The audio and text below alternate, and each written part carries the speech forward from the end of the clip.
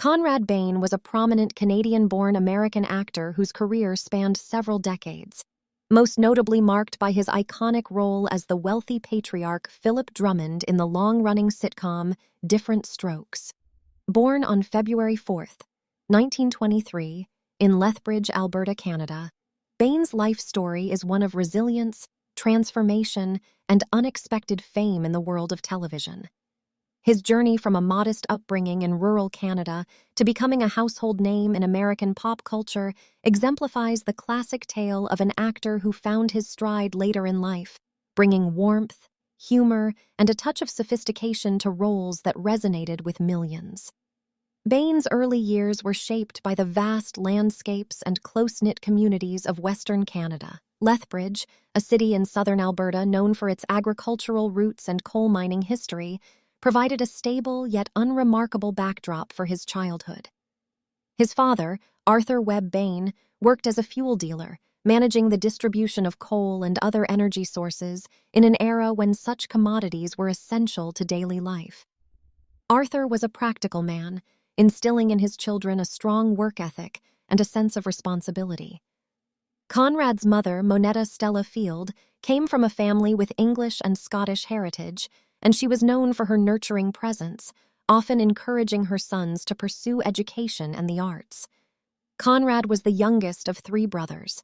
His eldest sibling, Kenneth, pursued a career in business, while the middle brother, Donald, became a physician. From a young age, Bain showed an interest in performance. He attended local schools in Lethbridge, where he participated in school plays and debates, honing a natural charisma that would later serve him well on stage and screen. The Great Depression cast a shadow over his formative years, teaching the family frugality and adaptability. Despite economic hardships, the Bains maintained a household filled with stories, music, and a love for literature, which sparked Conrad's imagination. At the age of 18, as World War II raged across the globe, Bain felt a call to serve. In 1942, he enlisted in the Royal Canadian Air Force, driven by a sense of duty and adventure.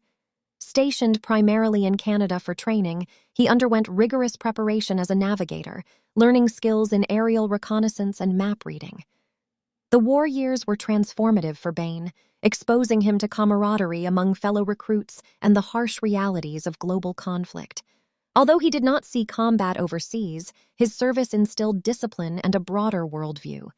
He was honorably discharged in 1943, returning to civilian life with a newfound maturity. Post-war, Bain turned his attention to education.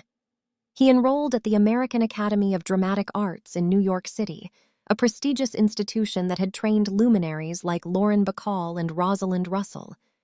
The move to the United States was a bold step for the young Canadian, reflecting his determination to pursue acting professionally.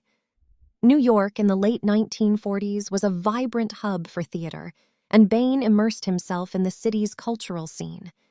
He supported himself with odd jobs, including waiting tables and delivering messages, while attending classes that emphasized voice, movement, and character development. Bain's professional acting career began on the stage, where he built a solid foundation in classical and contemporary drama. His Broadway debut came in 1952 with the play The Threepenny Opera, a Bertolt Brecht masterpiece that introduced him to the rigors of ensemble work. Playing a minor role in this production, Bain learned from seasoned performers and directors, absorbing techniques that would define his style: precise timing, understated emotion, and a knack for portraying everyman characters with depth. The play's run was a success, and Bain's performance caught the eye of critics who noted his potential. Throughout the 1950s, Bain became a fixture in New York's off-Broadway and regional theater circuits. He appeared in productions like The Iceman Cometh by Eugene O'Neill, where he tackled the complex role of a philosophical drunkard, showcasing his ability to convey quiet intensity.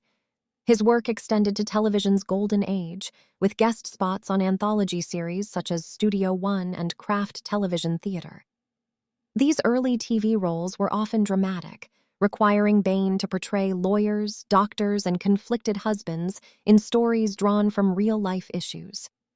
His Canadian accent, softened by years in the U.S., added a unique flavor to his characters, making him memorable in an era dominated by American stars. By the early 1960s, Bain had established himself as a reliable character actor. He landed a recurring role on the daytime soap opera The Edge of Night, playing the no-nonsense attorney Edward St. John. This stint, which lasted from 1962 to 1965, provided financial stability and exposure to a wider audience. Soap operas demanded versatility, and Bain excelled at delivering lines with emotional authenticity, often in high-stakes courtroom scenes or family confrontations. Behind the scenes, he formed lasting friendships with co-stars, including actors who would later cross paths with him in primetime television. Bain's theater career continued to flourish. In 1967, he starred in The Nerd, a comedy that ran for over 300 performances on Broadway. As the protagonist, a reclusive inventor terrorized by an unwanted houseguest, Bain displayed his comedic timing and physical comedy skills. The role required him to balance exasperation with underlying warmth, qualities that would become his trademarks. Critics praised his performance, calling it a masterclass in subtle frustration. This success led to more leading roles, including a stint in The Visit by Philip Drummond, where he portrayed a morally ambiguous town leader. As the 1970s dawned, Bain transitioned more fully to television, capitalizing on the medium's growing popularity. He guest-starred on shows like Maude, the groundbreaking spin-off of All in the Family, where he played a conservative husband clashing with Bea Arthur's feminist character. These appearances honed his ability to handle socially charged dialogue with nuance. In 1975, Bain took on a pivotal role in the short-lived series Mr. President, portraying a White House advisor. Though the show lasted only one season, it showcased his gravitas in political drama. The role that would define Bain's legacy arrived in 1978 when he was cast as Philip Drummond in Diff'rent Strokes. Created by Jeff Harris and Bernie Kukoff, the series centered on a wealthy New York businessman who adopts two African-American brothers, Arnold and Willis Jackson, after their mother's death. Bain's Drummond was the moral compass of the show, a widower blending compassion with aristocratic poise. The character's backstory included a successful chemical business, a Park Avenue penthouse, and a commitment to social justice, reflecting the era's themes of racial integration and family dynamics. Bain's chemistry with child actors Gary Coleman and Todd Bridges was immediate and genuine. Coleman's portrayal of the wisecracking Arnold became iconic, with catchphrases like, "What you talking about, Willis?" delivered under Bain's fatherly gaze. The show premiered on ABC in 1978 and moved to NBC in 1980, running for 8 seasons until 1986. At its peak, Diff'rent Strokes drew over 30 million viewers weekly, tackling heavy topics like drug abuse, child molestation, and adoption with a mix of humor and heart. Bain's performance earned him 2 Emmy nominations for Outstanding Lead Actor in a Comedy Series in 1980 and 1981. Off-screen, Bain's preparation for the role involved studying real-life adoption stories and consulting with child psychologists to ensure authenticity. He often improvised light-hearted moments with the young cast, fostering a family-like atmosphere on set. The show's success propelled Bain to stardom at age 55, an unusual trajectory for an actor who had toiled in obscurity for decades. He became a symbol of progressive parenting, using his platform to advocate for children's rights. Diff'rent Strokes spawned spin-offs and cultural impact, but it also faced criticism for its handling of sensitive issues. Bain defended the series, arguing that it opened dialogues on race and family that were vital in the 1980s. After the show ended, he reprised the role in occasional TV movies and specials, including Diff'rent Strokes, The Reunion, in 1992. His association with the series overshadowed earlier work, but also provided financial security, allowing him to pursue passions outside acting. In the late 1980s and 1990s, Bain returned to theater, starring in national tours of The Nerd and Brighton Beach Memoirs by Neil Simon. These productions let him reconnect with live audiences, where his timing shone without the constraints of a laugh track. He also appeared in films like I Dream of Jeannie 15 Years Later, 1985, a nostalgic TV movie that reunited him with Barbara Eden, and The Wackiest Wagon Train in the West, 1976, a comedy western that highlighted his dry wit. Bain's final major role came in 1987 with the short-lived sitcom Mr. President, a revival of sorts from his earlier work, where he played the President of the United States. Though it ran only 19 episodes, it demonstrated his enduring appeal as an authority figure with a soft side. In his later years, Bain made guest appearances on shows like The Facts of Life, another Diff'rent Strokes spin-off, playing a mentor to the characters. Throughout his career, Bain's acting philosophy emphasized authenticity and collaboration. He avoided method acting extremes, preferring to draw from personal experiences to inform his roles. Colleagues remembered him as professional and kind, often mentoring younger actors on set. His filmography, while not extensive, included over 50 credits, from dramatic TV episodes to comedic features like A Pleasure Doing Business, 1979, where he portrayed a quirky executive.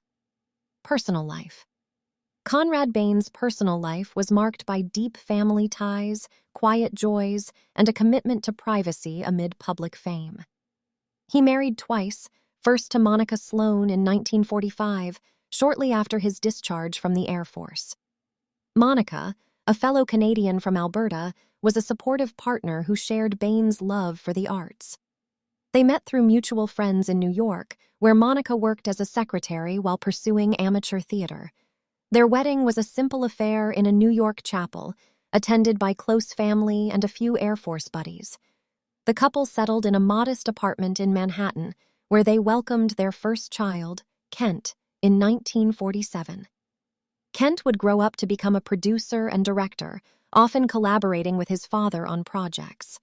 2 years later, in 1949, their daughter Jennifer was born. Jennifer inherited her parents' creative spirit, later becoming an artist and writer.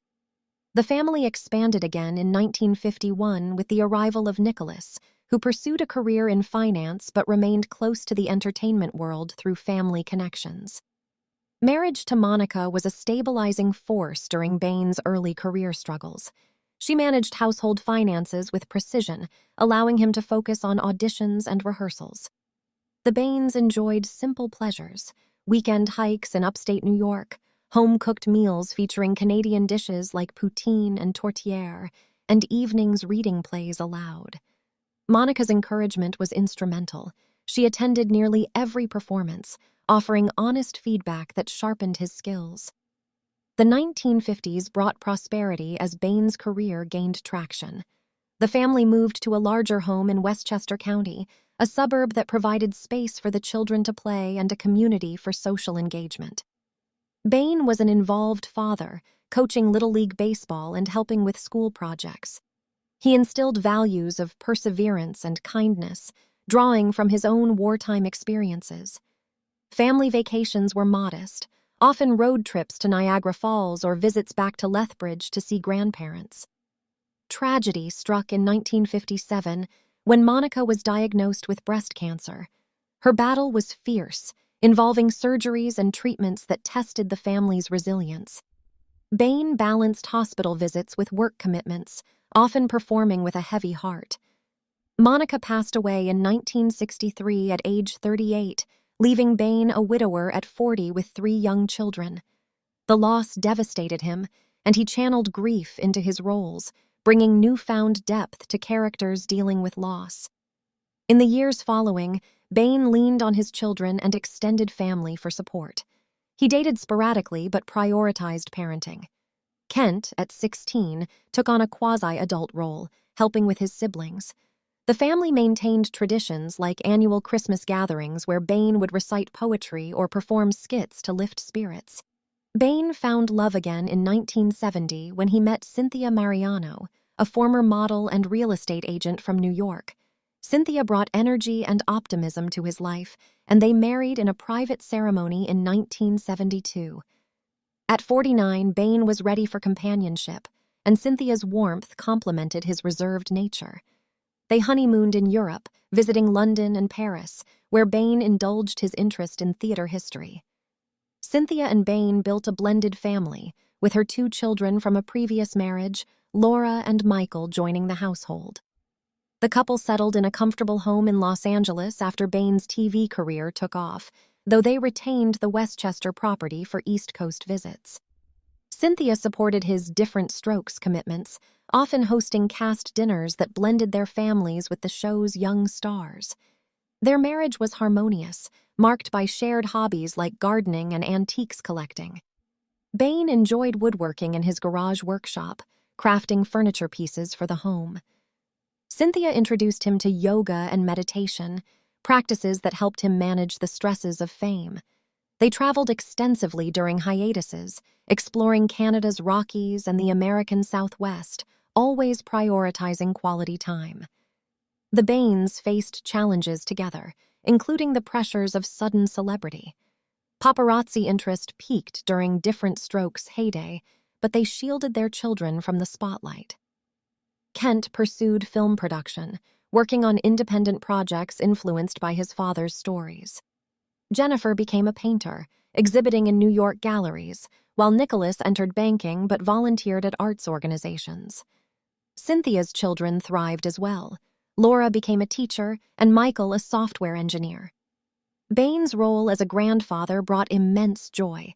In the 1980s, Kent's children, Emily, born in 1983, and Jacob in 1986, filled family gatherings with laughter. Bain delighted in storytelling sessions, regaling them with tales from his Air Force days or Broadway mishaps. He attended their school events when possible, embodying the devoted patriarch he played on TV. Health issues emerged in Bain's later years. In the 1990s, he underwent minor surgery for a heart condition, a wake-up call that prompted a healthier lifestyle. 𝗙𝗘𝗙 encouraged organic eating and regular exercise, and Bain quit smoking, a habit from his theater days. He remained active, taking up golf and joining a local acting troupe for community theater. The couple's philanthropy reflected their values. Bain supported adoption agencies, inspired by his TV role, and donated to Canadian veterans groups. They quietly funded scholarships at the American Academy of Dramatic Arts, helping aspiring actors from modest backgrounds. 𝗙𝗘𝗙 volunteered at children's hospitals, and together they hosted fundraisers for literacy programs. As Bain aged, he and 𝗙𝗘𝗙 retreated from Hollywood's glare, spending winters in Florida and summers in Canada. Their home became a sanctuary, filled with books, photos, and mementos from his career. Bain enjoyed reading biographies of fellow actors and tinkering with model airplanes, a nod to his aviation past. In 2008, 𝗙𝗘𝗙 passed away after a brief illness, leaving Bain to navigate widowhood once more at 85. He leaned on his children, who rallied around him. Kent moved closer, and family dinners became weekly rituals. Bain's final years were peaceful, marked by reflections on a life well lived. He passed away on January 14, 2013, at age 89 in Livermore, California, from natural causes, surrounded by loved ones. Bain's legacy endures through his work and the family he cherished.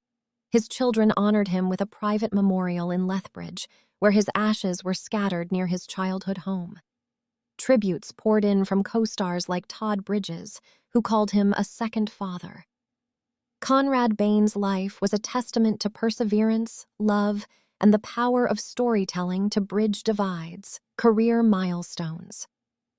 To delve deeper into Bain's professional journey, it's essential to examine key phases. His pre-fame years in the 1950s were defined by theater immersion. After graduating from the American Academy, he joined the Actors Studio briefly, though he preferred traditional training. Roles in summer stock productions across New England sharpened his versatility, from Shakespearean fools to modern anti-heroes. The 1960s marked his soap opera era.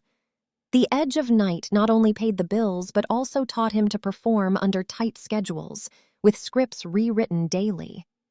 Bain's character, Edward St. John, was involved in a landmark storyline about corporate corruption, mirroring real 1960s scandals. This experience built his reputation for reliability, leading to voice work in radio dramas and early color TV pilots. Broadway successes like The Nerd showcased Bain's comedic evolution. The play's director, Michael Grieco, noted Bain's ability to turn irritation into hilarity without overplaying.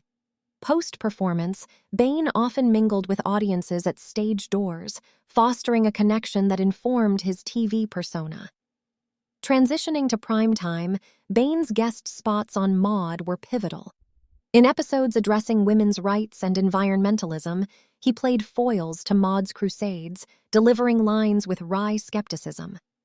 Norman Lear, the producer, praised Bain's everyman authenticity, which contrasted with the era's flashier stars. Diff'rent Strokes dominated his career, but Bain's preparation was meticulous. He studied affluent New Yorkers for Drummond's mannerisms, adopting a clipped speech pattern and tailored suits. On set, he mentored Coleman, Bridges, and Dana Plato, helping them navigate child labor laws and emotional scenes. The show's writers credited Bain's input for humanizing Drummond, adding layers like his love of opera and chess. Beyond the series, Bain explored voice acting, narrating documentaries on Canadian history for PBS. In the 1990s, he appeared in The Bill Bellamy Show as a guest, poking fun at his own image.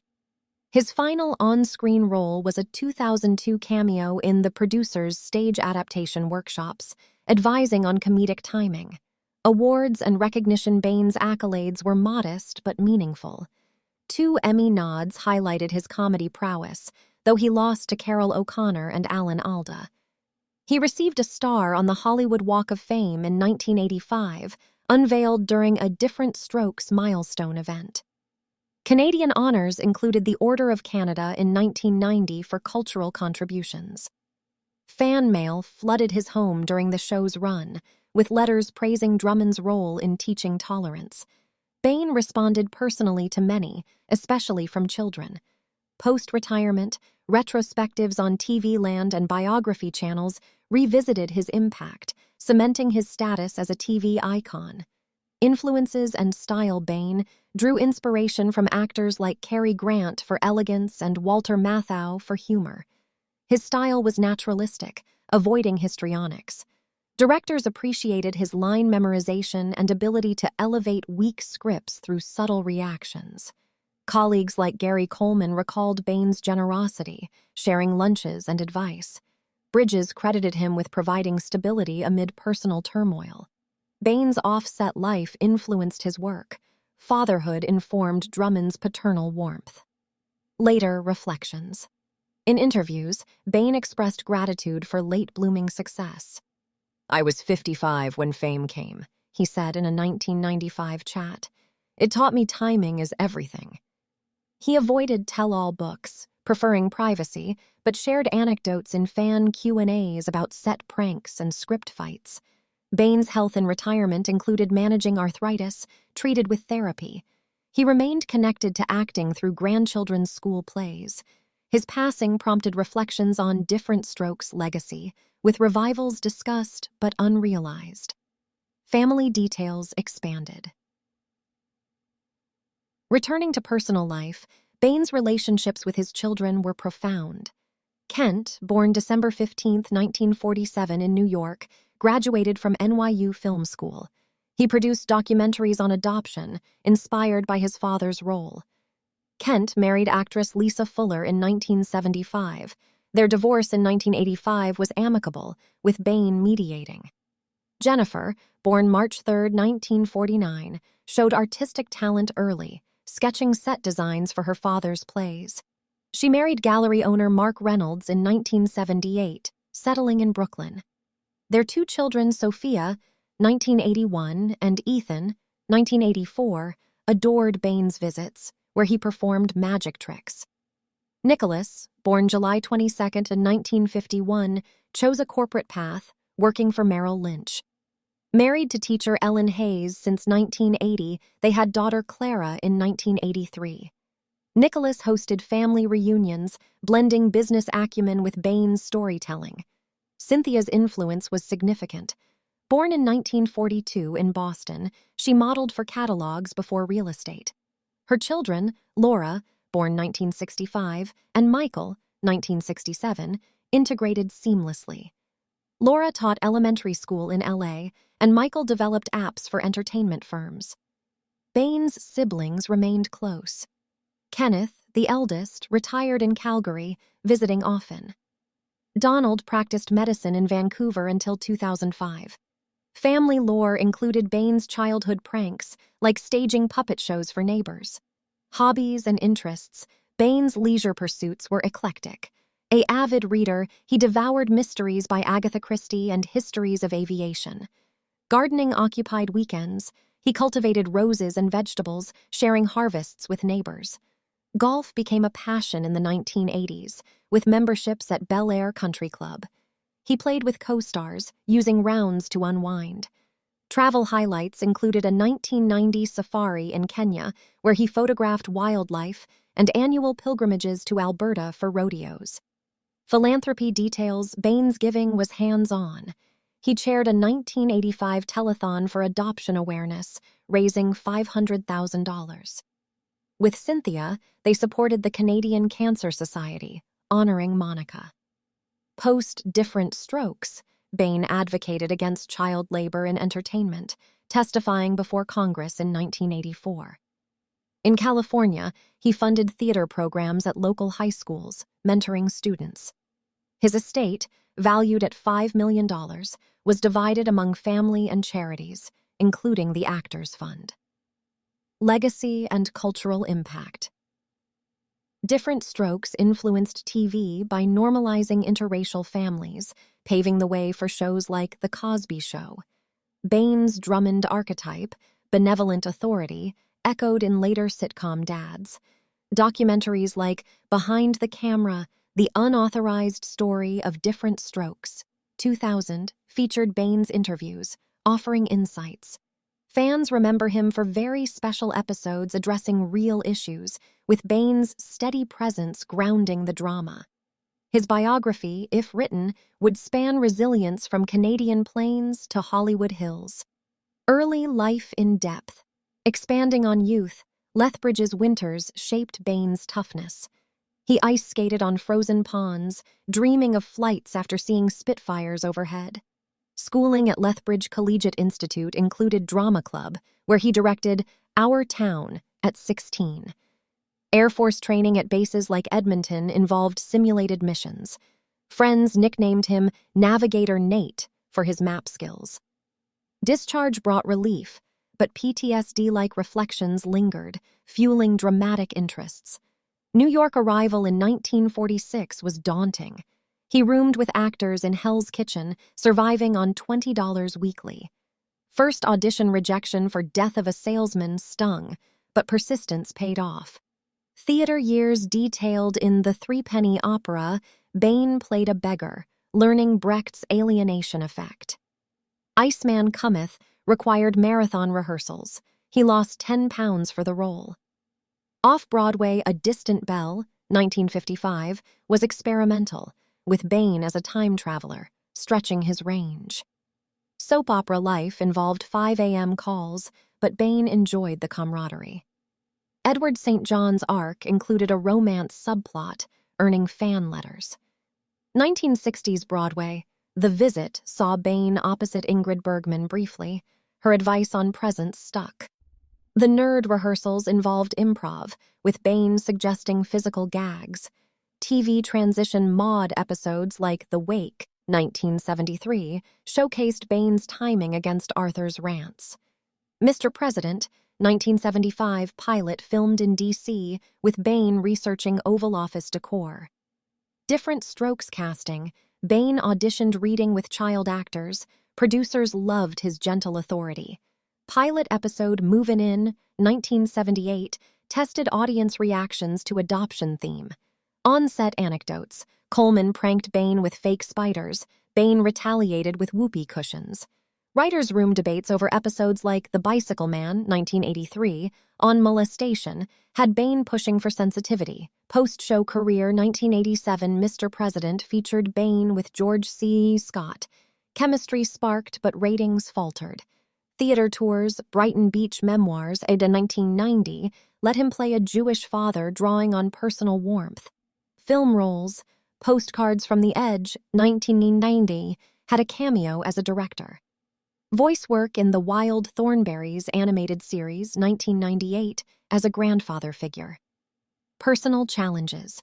Monica's illness, Bain drove her to treatments at Sloan Kettering, reading to her during chemo. Her death left him writing unsent letters, a private grief. Second marriage, Cynthia's proposal was Bain's idea during a Broadway show. Blended family dynamics included joint vacations to Disney World. Later health, 1990 heart bypass surgery sidelined him briefly. Recovery involved family support. Arthritis limited golf, but he adapted with adaptive clubs. Grandparenting, Emily pursued acting, interning on Bain's projects. Jacob became an engineer but shared Bain's love for history. Daily life in fame, during Diff'rent Strokes, Bain commuted from Westchester, avoiding LA permanently. Fan encounters at delis led to free meals. He signed autographs graciously. Holidays, Thanksgiving feasts featured turkey with Canadian stuffing. Christmas included tree trimming with cast cameos. Retirement routines, morning walks, afternoon naps, evening TV with classic films. He followed current events, commenting on politics with Drummond-like wisdom. Passing and aftermath. Bain's final days involved hospice care at home. Children read scripts aloud, evoking memories. Funeral was intimate, with eulogies from Kent and Bridges via video. Estate handling, memorabilia auctioned for charity, including Drummond's wardrobe. Legacy Foundation supports young actors. In conclusion, Conrad Bain's biography reveals a man of quiet strength whose personal life intertwined with his professional triumphs to create a lasting portrait of dedication and heart. His story, from Alberta's prairies to television's pantheon, inspires with its authenticity and enduring appeal.